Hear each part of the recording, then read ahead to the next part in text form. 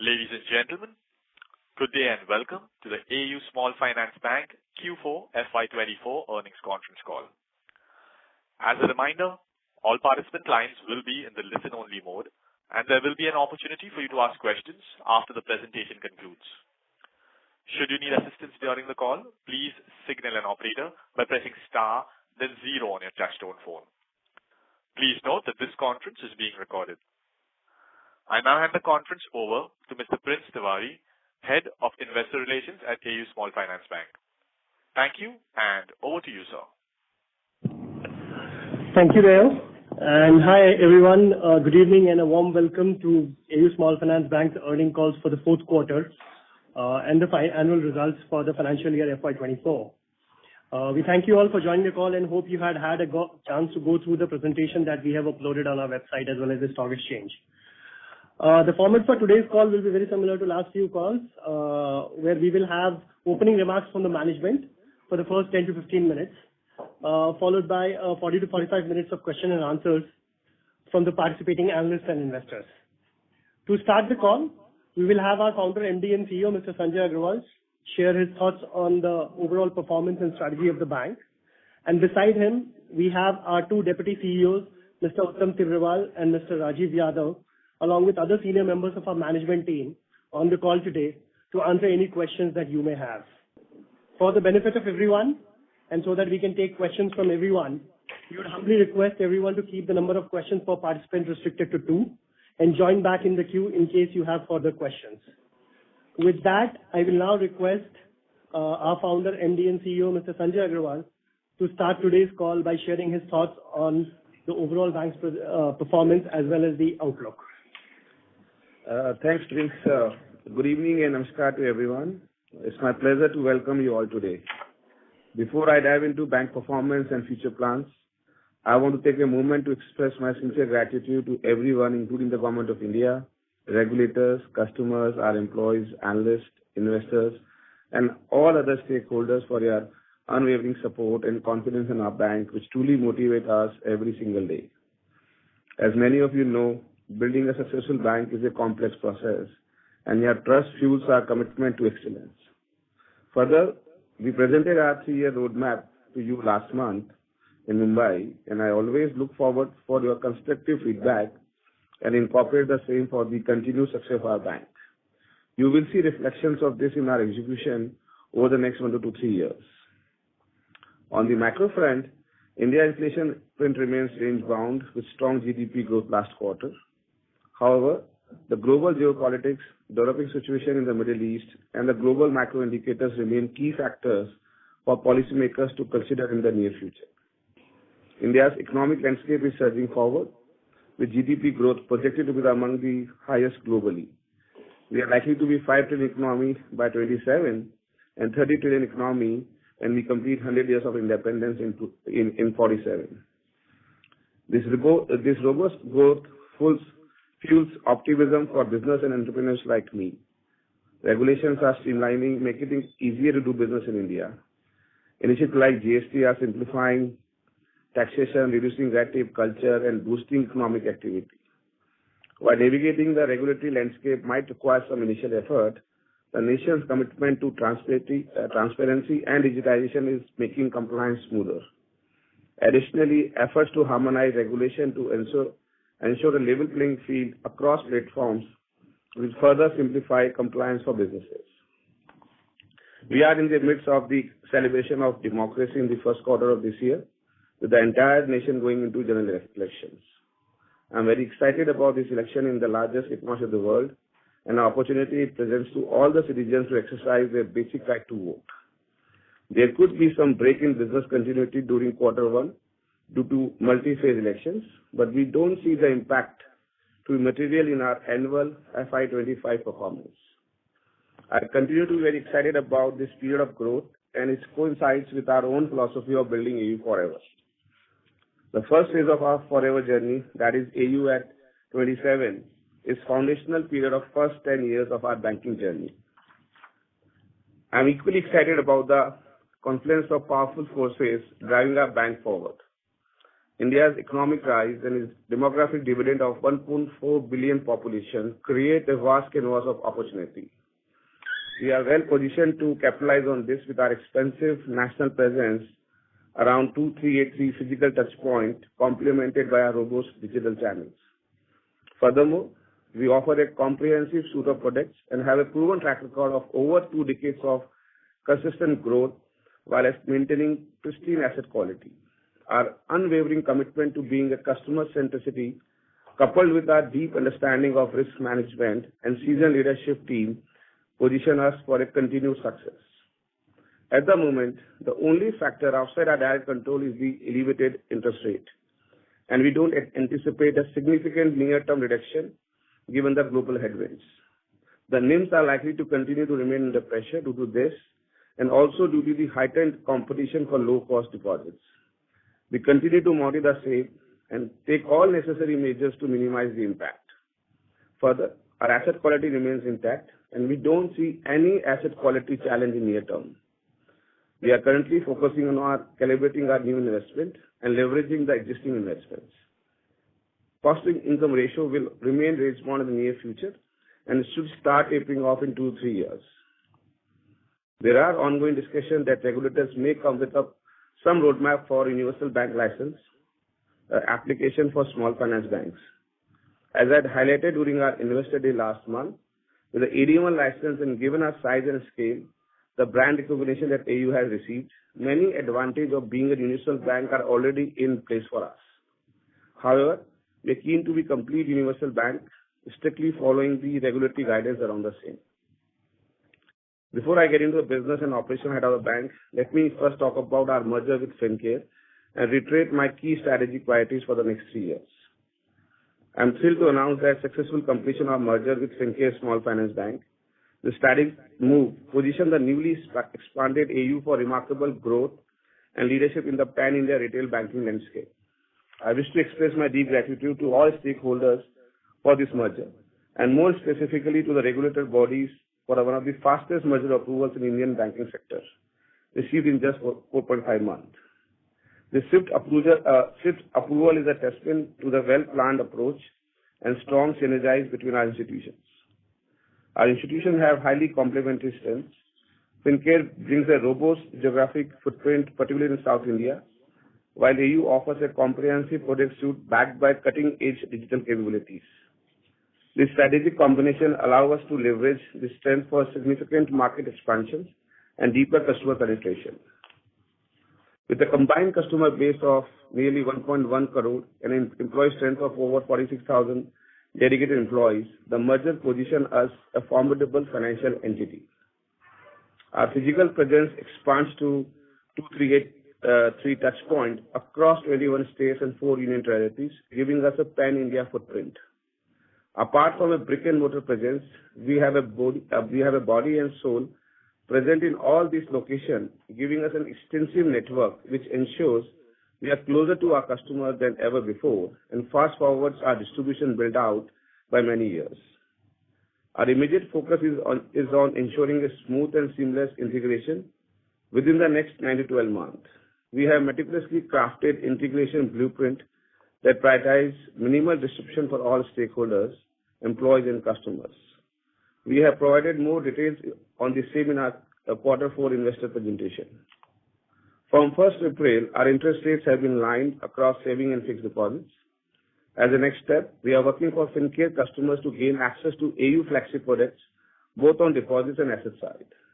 Deposit products, including our digital offerings, will be available to all new customers in Fincare branch within Q1 this year only. Asset product like Wheels would follow in the coming quarters. Following up on our investor discussion last month, I would like to reiterate our top strategic priorities for the next 3 years. These priorities have been designed with the objective of returning to a level of ROA which this business model commands. The first priority is around increasing the disbursement share of high ROA, high-yielding asset like vehicle loan, micro business loans, microfinance, among others.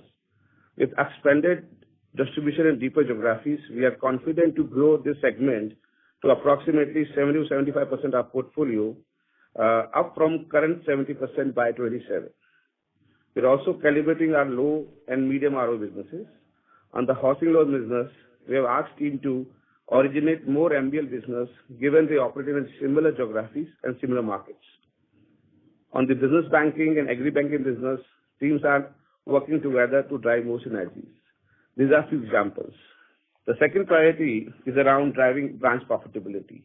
We aim to achieve a healthy current account book, targeting at least 7.5% of deposits from approximate 5% currently. Additionally, we have asked all asset verticals as well as business like credit card, wealth, commercial banking to focus more on leveraging the branch presence to originate their business to improve individual branch level profitability. We will endeavor to make around 65% of branches which are live as on December 23 to be profitable by 27. Another priority is around calibrating our investments. With our core digital platform now established, future investment will be focused on maximizing potential. For the credit card business, we will moderate issuance to around FY24 levels to control upfront acquisition cost. Moreover, we'll focus on increasing the proportion of cards sourced from branches. Video banking and QR code will act as channel for liabilities and customer acquisition and support branch banking. To give you, I want to give you some highlights around our operational fourth quarter. So we delivered an ROA of 1.6% as well as FY24 gross of exceptional items related to merger expenses. Reported ROA is around 1.5%. Our asset quality improved by 26 bips with strong collection efforts in the last quarter, with a gross NPA of 1.47 of gross loan portfolio vis-a-vis 1.83 in quarter 3. We expect our asset quality to remain stronger over the years. Our deposits registered at 26% year-on-year rate, in my opinion, phenomenal performance, crossing 87,000 crore of mark.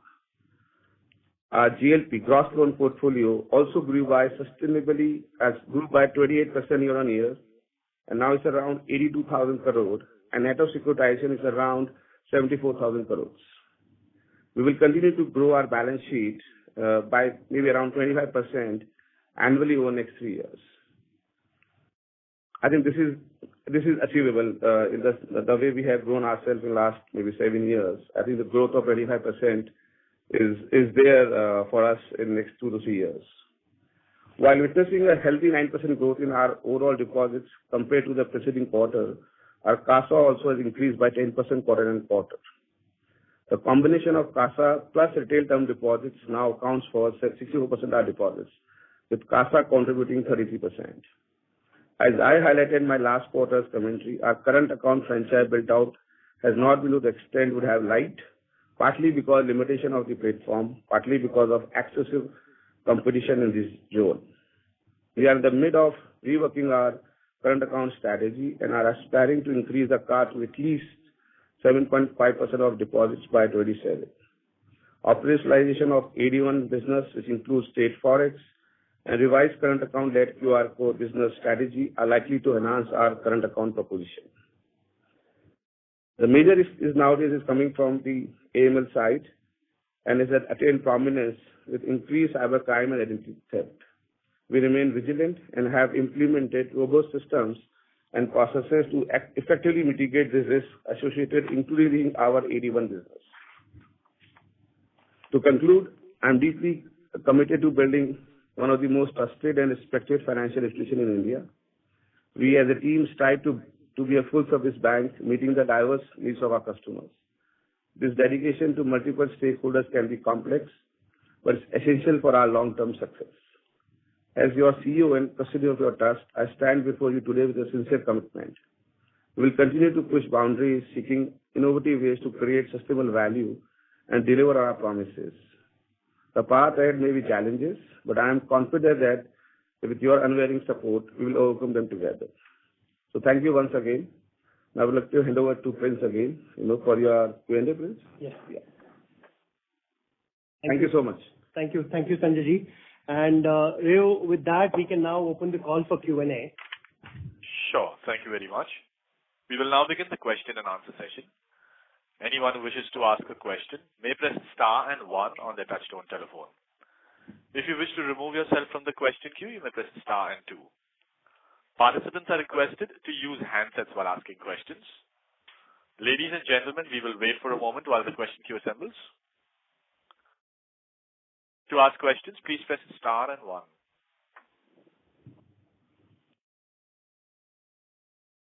The first question is from the line of Renish from ICICI. Please go ahead. Yeah, hi sir. Congrats on a good set of numbers. So just two questions from my side. So one on the credit cost side, so in PPT we have mentioned about, the MFI portfolio on a steady state basis will have 2.5 to 3% kind of a credit cost. And when we look at the MFI portfolio of Fincare, which is at currently 8,000 crore, on which Fincare has already provided 1.5%. So the incremental 1.5% works out to be 100 odd crore.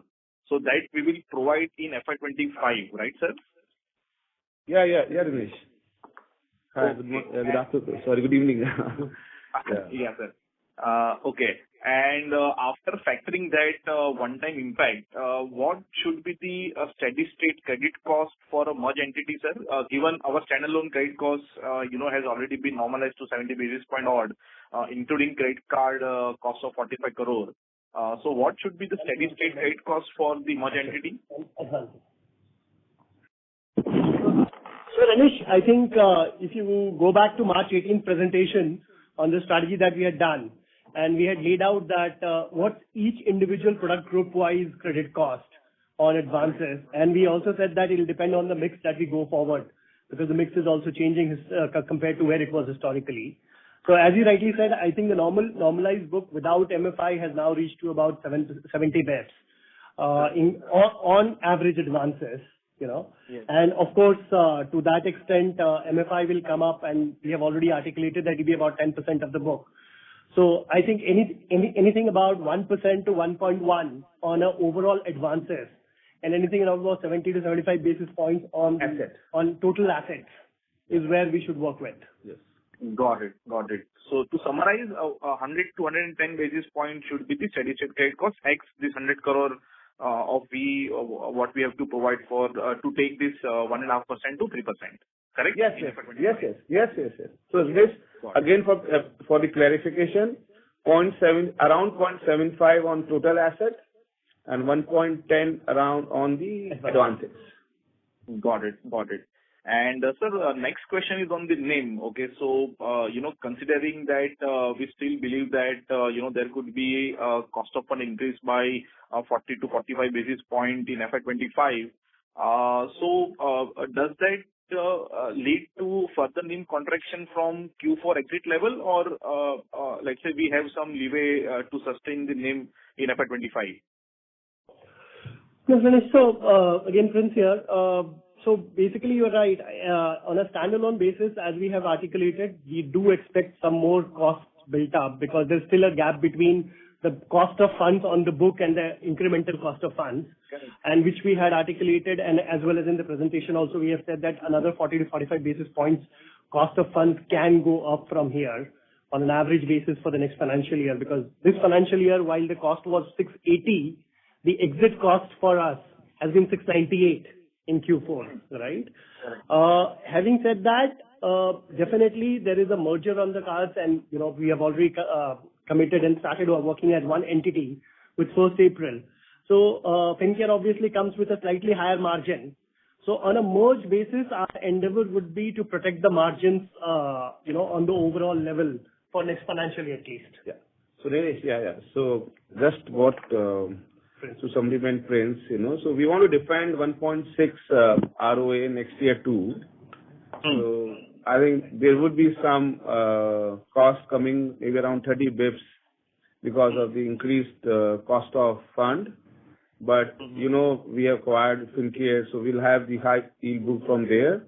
And also, we will also want to put incrementally we are passing on some cost to the borrower in our wheel book or SBL book, and want to really see the mix changing up, right? So we want to do more book from disbursement from high yield book, which has microfinance, wheel, MBL, gold loan, all these things, right?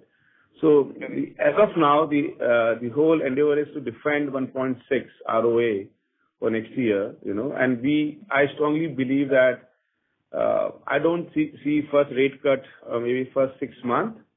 And if at all rate cut comes, the only impact will be visible next year. Got it.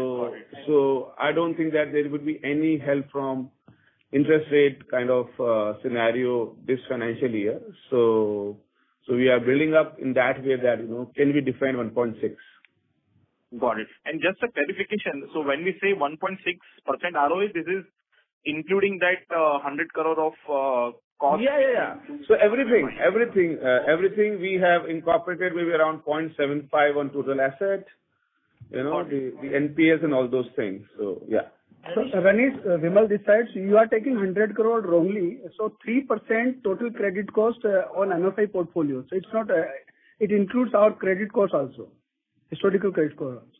So the additional credit cost will be 1.5% over the year, which will create a buffer. Yeah. So let's say in PPT we have disclosed that our existing credit cost on MFI is 1.5%. Yes. So incrementally we have to provide 1 to 1.5% in FY25 to take that credit cost to 3%. Right? Yeah, absolutely right. Yeah. Absolutely right. On 8,000 crore portfolio. Okay, got it. I have few more, but maybe I will take it offline. Thank you and best of luck, Sanjay. Yeah. Thanks, Ranish. Thanks for your questions. And maybe you can join back the queue in case. Sure. Thank you. Before we take the next question, a reminder to participants that you may press star and 1 to join the question queue. The next question is from Kunal Shah from Citi. Please go ahead. Yeah, congratulations. So firstly, when we look at it in terms of the integration expenses, what we have highlighted of 300 odd crores. So out of that, we mentioned like 77 crores is the stamp duty, another 50-60 which will be a BAU. And balance has been already taken care of by Fincare. And when we look at it, the net worth which is being given at 24-21 on the merged basis, that is after taking into account those merger-related expenses? Yes, Kunal. Yes. Okay, so it's already been factored in by Fincare, and incrementally what we will see by way of the integration will be only 50 to 60 odd crores in BAU expenses. That's it. Yes. The rest all is accounted for now. Yes. So deal is maybe now, in other words, you can calculate deal is around, it's not about 2,400 crore net worth.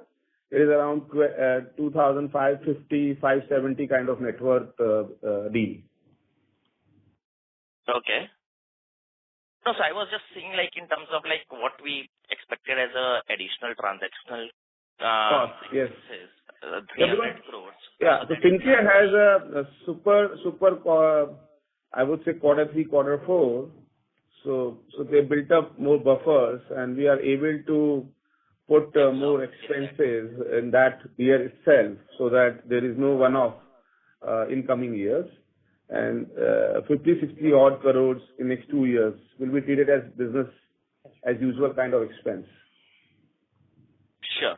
And secondly, in terms of the segment-wise ROA, okay, so it's quite an interesting one in terms of like 1.6% ROA, and we had given the retail and the commercial. No doubt Fincare will get added into this, which will be relatively ROA accretive. But besides this, where could we see the levers in terms of what we are seeing, like say credit card? Let's say a drag of almost 27 odd basis points, and I think regulatory drag would also continue. So would there be any other levers besides Fincare out there and the OPEX out there, or if you just look at this particular slide which is there, I believe that retail asset ROA will go up. So may not be in immediate terms, but in a 12 to 18 month period, you will see ROA of retail asset will go up, because we are focusing more on wheel and MBL, maybe microfinance business. Of course, microfinance business have a cap of 10% of total advances. So that will go up. The second lever, which I strongly believe, is this, that the branch banking has to be more efficient and profitable, by building CAR, because our CAR is around 5%, right? And even if we increase it by 1%, right, it saves us a lot of money. So we want to really focus more on branch banking as an overall franchise. And, we have invested a lot in terms of many products in the sense that credit card, wealth, insurance, 81, so many products are there. So the branch banking need to leverage those products so that they become more profitable. So second lever will be coming from there. So I think if you add up these two things, I can save at least, maybe 10, 20 bips, in coming year, right? So that's our whole strategy that, and of course, the treasury and all those things, won't come profitable unless until there is a cut in interest rate. So I think these are two levers, and I think commercial banking also, we just want to be more rational around our whole franchise there. So I think that of course they are giving us 2.75 to 3% kind of ROA, but I think they can also move up little bit up. So I think I'll be focusing more on high yield businesses in those assets also. So I think these are 3-4 levers which will help us, to defend 1.6 at least this year, and we'll look for a better ROA next year onwards. And credit card, we are not expecting much. So credit card will also get so sorry for commenting on that, but credit card will also, we are moderating, in terms of our issuance. So we'll be issuing same level of last year. And I think we have taken many measures to really see the early delinquencies or early challenges in our asset quality. So that already been arrested in last quarter. And we really want to watch another 2 quarters to be really sure that at what level our credit cost can be there. But the initial feedback is this, that it won't be crossing 6.5%. So I think these are certain measures we have taken, and it will start coming up in next 2 quarters itself. Okay. Thank you and all the best. Yeah. Thanks, Kunal. Thank you. Thank you. Participants who wish to ask a question, please press star and 1 on your touchtone telephone.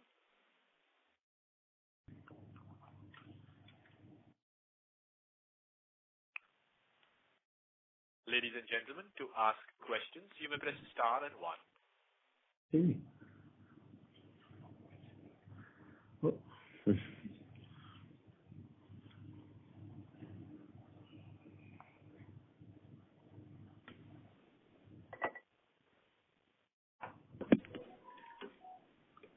The next question is from the line of Nidhesh from Investec. Please go ahead.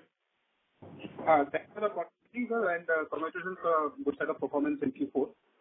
So firstly on credit card business, if you can spell out the drag on P&L that the credit card business has had in this quarter, which you have shared in the analyst meet for 9 months, that would be useful. How should we think about the profitability of credit card portfolio over next year and in subsequent years? So Nitesh, Mayank will speak more on this, but I'll just give you some high numbers there that we have gone back to our drawing board in last quarter, and have really want to calibrate the entire credit card business to really learn more deep about every aspect. So we'll not be issuing more than 6 lakh credit card this year too. And we really want to watch the space out in the sense that what the real sense of credit cost there, right? Again, the initial feedback is around 6 or 6.5, on a average basis for the entire year. We are also expecting some more circulars, more direction from regulators to regulate this industry or this vertical more in the sense that, they want to put more stringent norms so that this industry becomes more stronger or, in terms of there's no risk to the system. And, so it's difficult to assess, when it will become profitable or when we'll achieve the break even. But I think one thing is sure that for next 2 years, it's not getting profitable.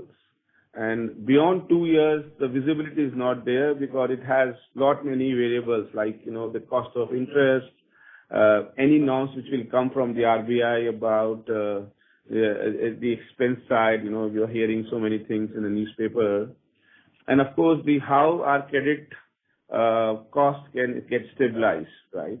So I think there are certain variables which we really want to comment maybe next year, that how we really want to make it profitable. But we want to build this vertical, because this vertical remains an important vertical for any bank.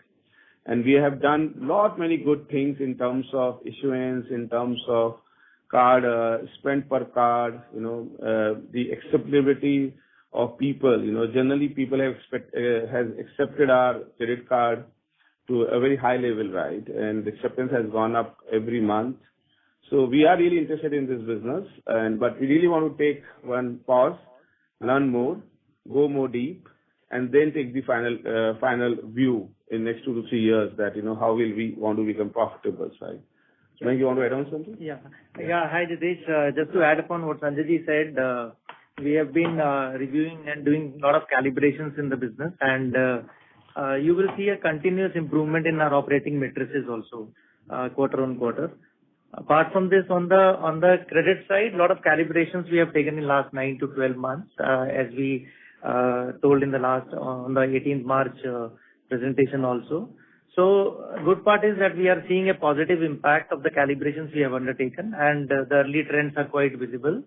We have this quarter we have seen similar credit cost as what we have in actual amount what was there in the last quarter, despite of the increase in ENR book. So we are quite positive around it, and all our early indicators, be it non-payment on the due dates, 30 plus in 3 months, are quite promising. And nevertheless, we are continuously monitoring our portfolio, and you will see the results coming in. So one more thing, Hitesh. We have also changed our strategy around video banking and QR code. So video banking and QR code is no longer a product for us. Actually, we have changed them from product to channel. So video banking had got merged with branch banking team now. And so there also the investment will not be there, because now the whole leverage will happen through branch banking team. And similarly, in the QR code also, we don't want to put QR code as a separate business. Rather, we want to put a QR code to our current account acquisition kind of strategy, right? So I think there also the QR code will become profitable, right? So it's more a value proposition than a product. So I think that two initiative will also help us to cut cost in that two initiatives. Sure. So you shared a number around 200 crores of drag because of credit cards for 9 months. If you can share that number for full year FY24, that would be useful.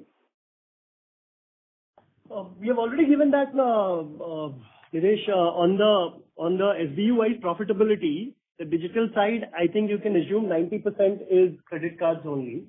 Slide number? 37. So you can refer that. I think it's 268 crores. So you can assume 90% of that to be coming from credit cards.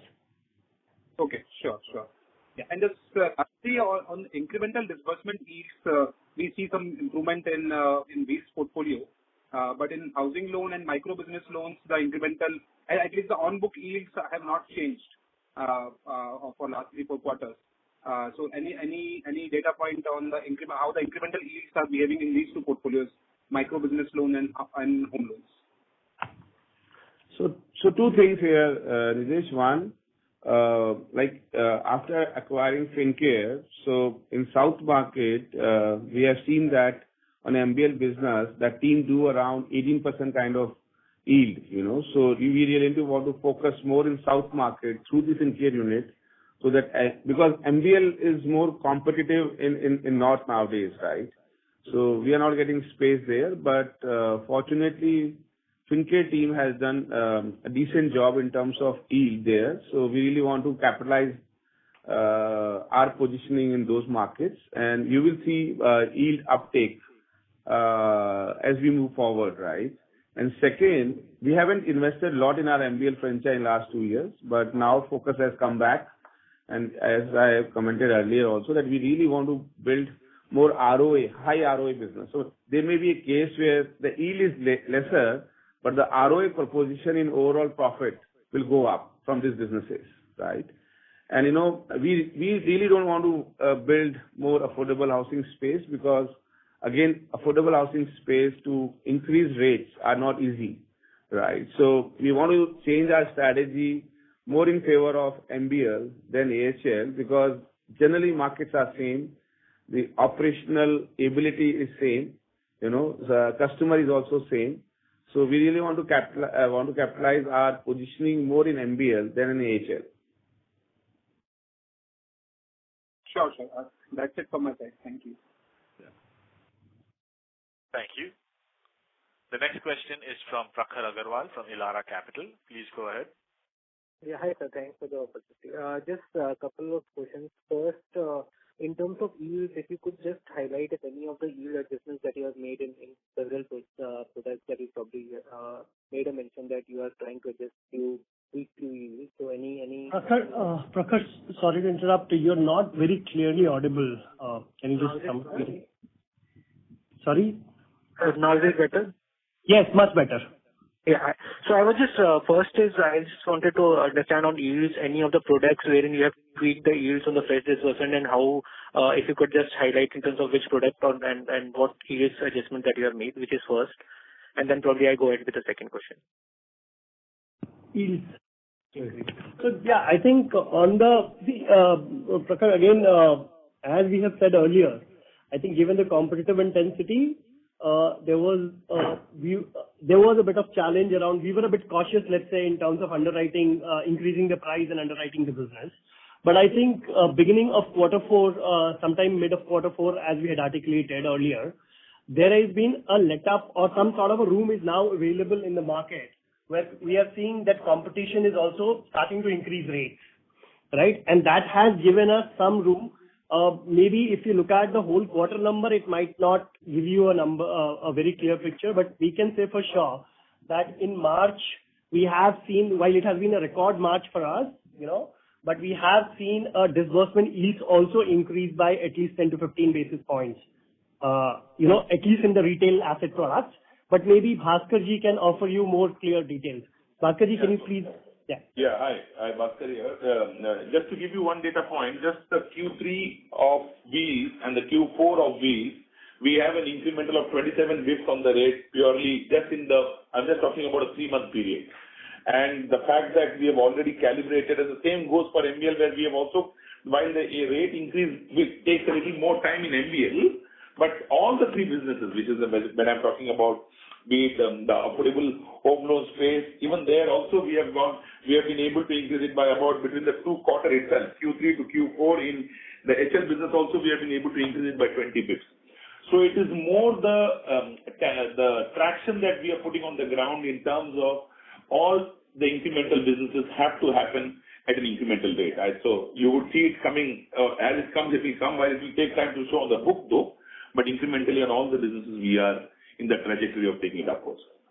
So just to add on, Prakhar, one more clarity is this, that wheel business, MBL business, the microfinance business, the gold finance, maybe NBFC funding, and of course the REG business gave us north of 3% ROA.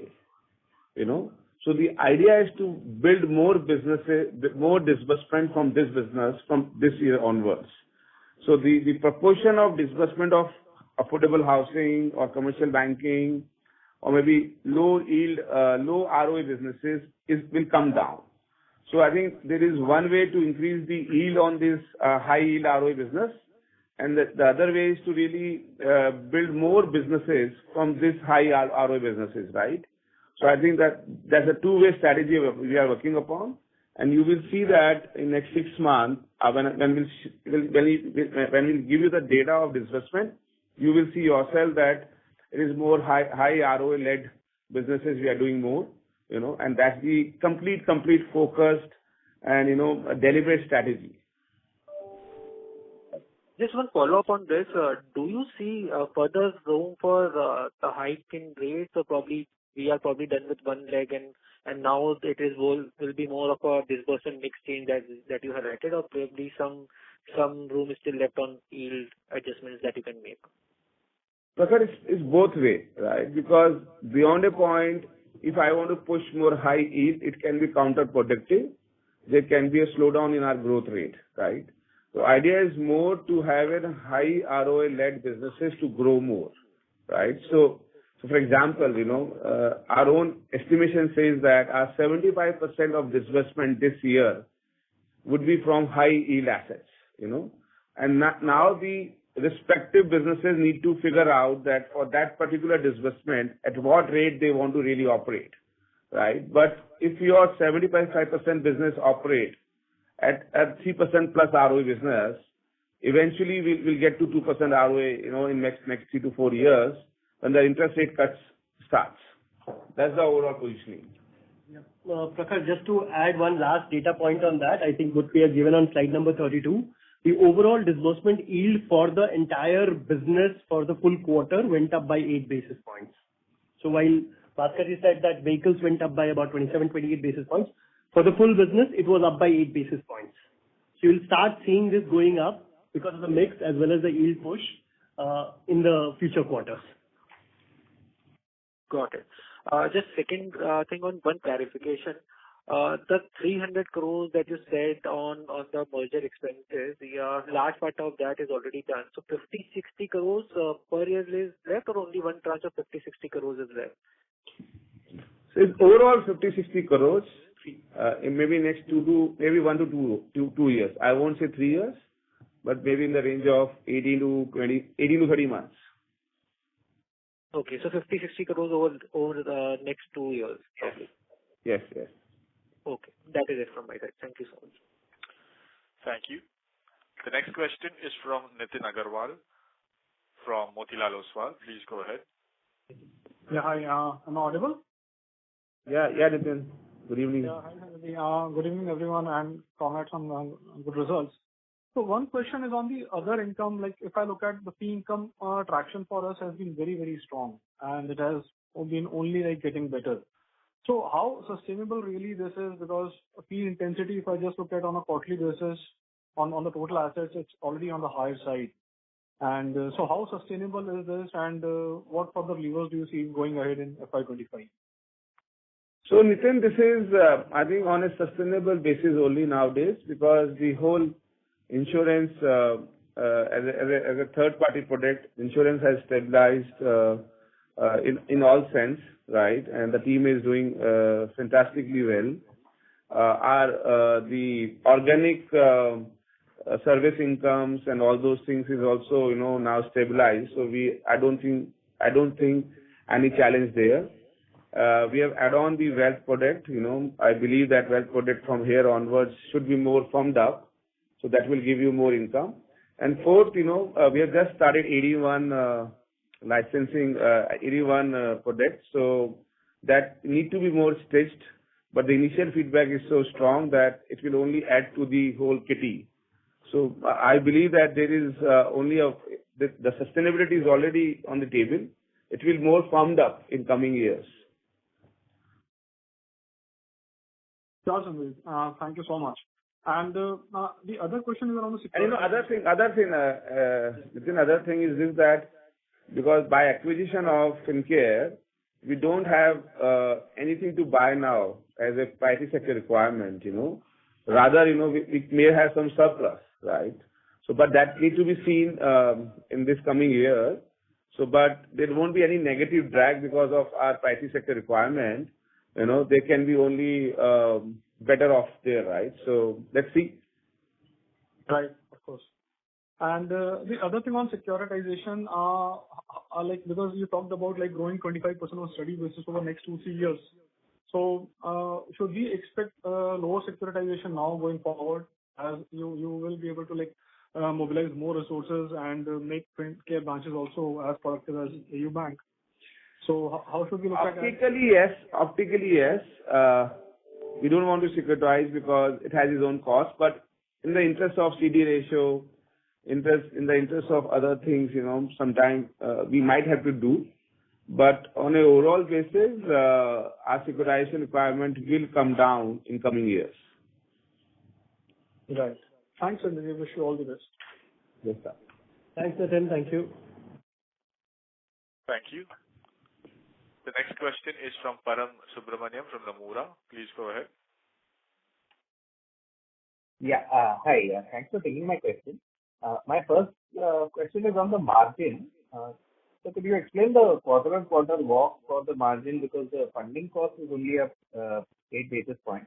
So we are seeing 5.5 go to 5.1. So if you could break that up for us. Yeah. Yeah. Param, so I think margins, you'll have to look at it in two steps.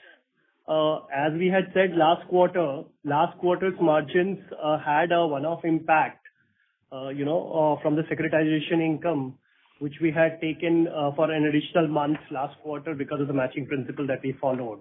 So it was one-time adjustment, and because of that, the last quarter's margins, and we discussed this on last quarter's call as well.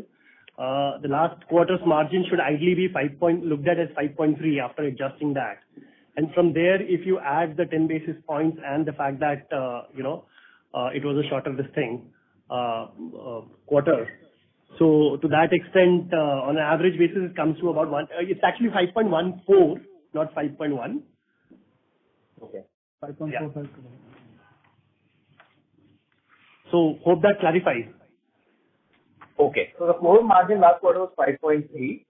Yes, absolutely. Securitization.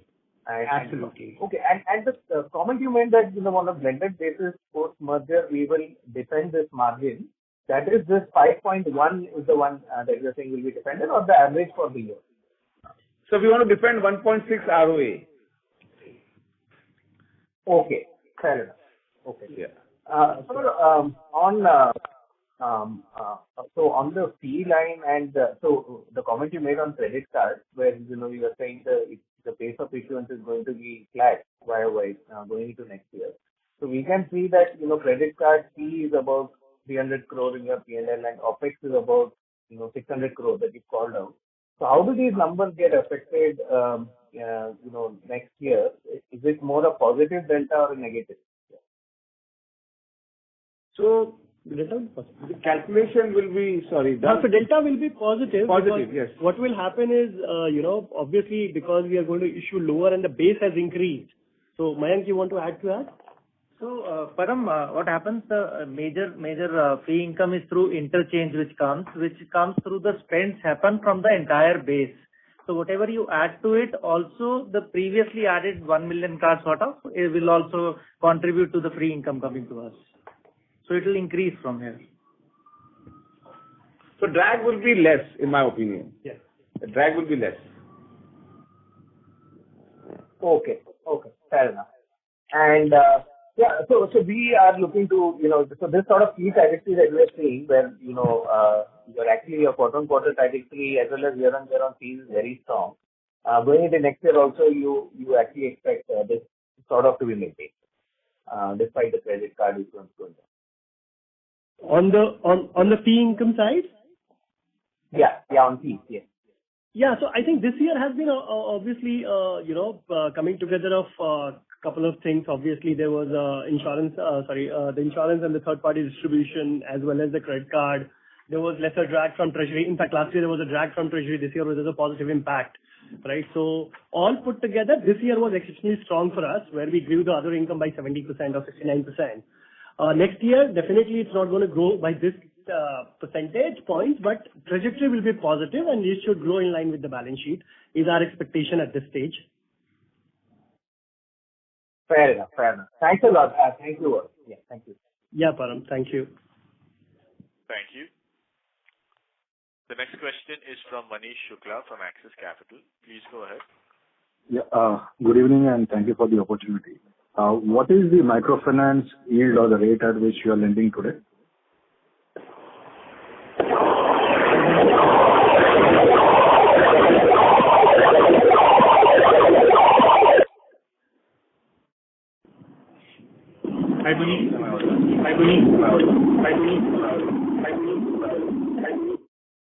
Hi Manish, this is Rajiv Yadav.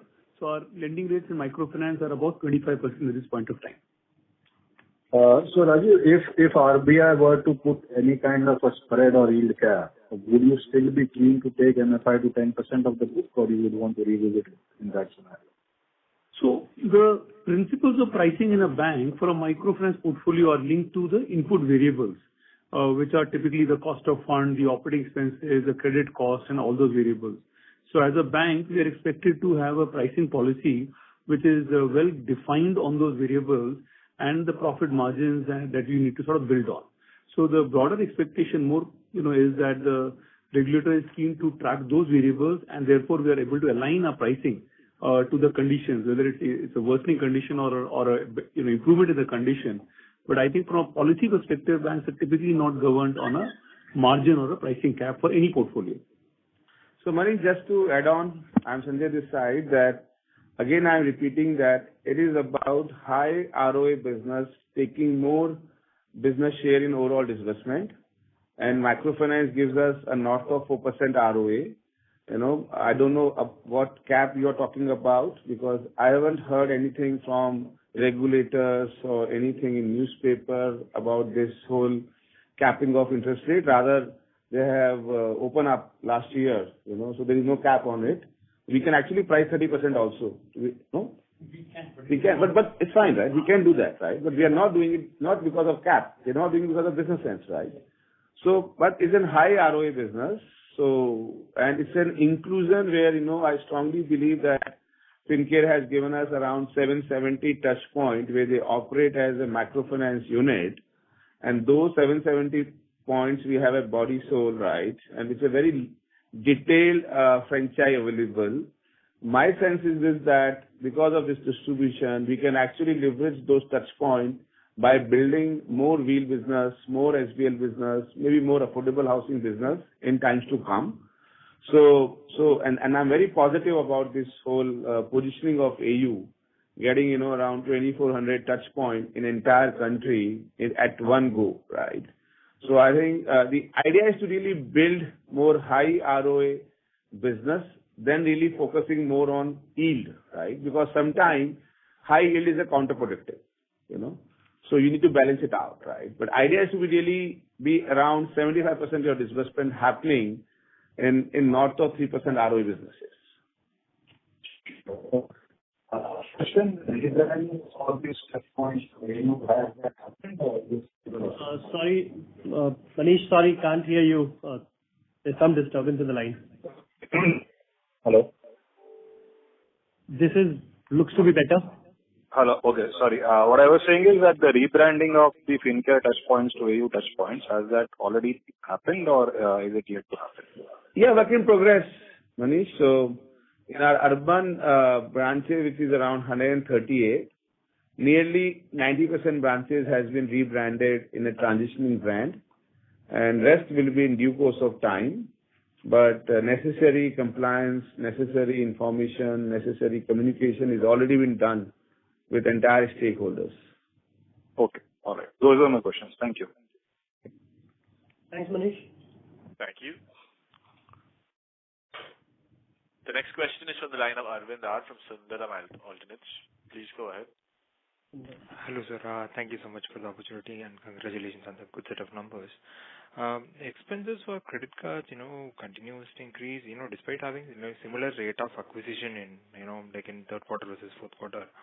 That is one thing. And, despite our focus on sourcing mainly from, through branch banking channel, I'm just trying to understand, how, that this could shape over the years. Why is it, not coming down? That is one thing. And,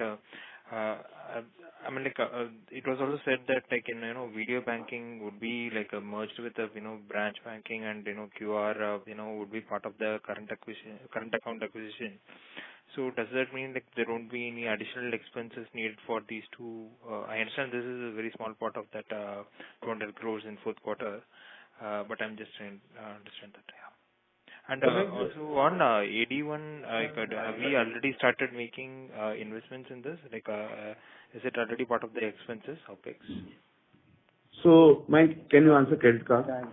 And then Vivek, AD1, So, Arvind, on your first question related to the cost of third quarter versus the fourth quarter, The cost is, yes, there was an increment of just 11,000 cards from quarter 3 to quarter 4. That impacts only the sourcing cost, but the rest of the cost remains same because we have already a base which continues to give us cost in the third quarter also. The same base has given the cost in the fourth quarter also. But yes, with the growing book and this quarter only a book of around 400 crores, there was an incremental book which happened. So quarter on quarter, you will see this operational cost improvements. But yes, the impact which will not be a very large impact from quarter to quarter. It takes around 3 to 4 quarters till the time the cost the average cost looks better. So that was one. The other is on the branch banking. Yes, we do acquire customers from the branch banking team, but we have a multi-distribution channel also. So we acquire through other channels also, and every channel has a different cost, which comes through the sort of customer we bring in. So we are recalibrating all those things, and we have done a lot of review undertaken on this, and we will be continuing doing much better business from the branch banking and acquisition channels, which already is there in the bank. Vivek, can you TD1? Yeah, hi. In terms of the rolling out AD1, we've already rolled out. So the capex part has been already incurred. There will be a few, part of the AMC, the operational part, which will be there, but that's not a very large expense. In terms of revenue, the business has already been rolled out, and since it is, we have a large base of MSME customers as well as individual customers. So the first attempt is to reach out to those customers and generate, maximize the business from across our distribution points, especially in the urban branches. So, and last one is your video banking and QR code. So we had a very detailed, very heavy setup at Mumbai to build a video banking as a product. But we figured out that video banking customers, we are not able to penetrate more. So we decided to build with a branch banking team so that, it's become an acquisition channel for us. It's a very less expensive acquisition channel, and we really want to move out from Mumbai too. The video bankers can be at Jaipur or maybe at somewhere in south, somewhere in east, somewhere in west. So that is one or two things we want to do it in next 2 to 3 years. But we don't want to invest more in video banking center in Mumbai, and want to really leverage the entire acquisition through the branch banking penetration so that we can create a value out of it. And second, QR code also, because QR code generally is very competitive in that sense, right? But we really want to build around the current account customers, right? So the additional expense, won't be there. So there won't be a separate account or separate pool for investment in these strategies. Rather, it will be clubbed with branch banking, and we really want to monetize it through the current account value or maybe value through more penetration in those accounts, right? So that is why in next maybe this year onwards, you won't see the drag from video banking and QR code in our balance sheet. Sure, sir. Just one question, if I can ask, what would be the quantum we would have invested in AD1? So we won't need any capital investment going forward. Very rough. Any capex what we have done in AD1, maybe not more than 10 crore. So we incurred around 20 crore. Okay.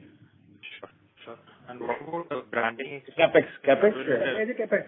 So this 20 crore is as a capex. Largely on building up that application and related hardware. Sure. Yeah. Just one last question. Branding expenses will continue through next year also? Yeah, we need to build, because the idea is to remain really focused on building the deposit franchise, right? Because the whole purpose of bank is to build deposit franchise. And I'm so happy to see that AU is now able to create their name and visibility across this country, and FinCare acquisition has helped us a lot. So I think the visibility of brand is must to build a brand. But I think the idea is more to really make effective branch banking in overall sense, right? So the branding expense, the branding initiative helps those people to build those things right. So we won't be doing very high, but it has to be on a calibrated, somehow we have to manage it right. So we have built that expense in our future projection, so that the whole alignment around building up the deposits remain on track. Sure. Thank you so much. Thank you. Next question is from Pritesh Bum from DAM Capital. Please go ahead. Hi, good evening, sir. Sir, just one question on Tier 1. As of April 1, what will be our Tier 1, sir? 20. This is again including the merger, I'm asking. 24, huh?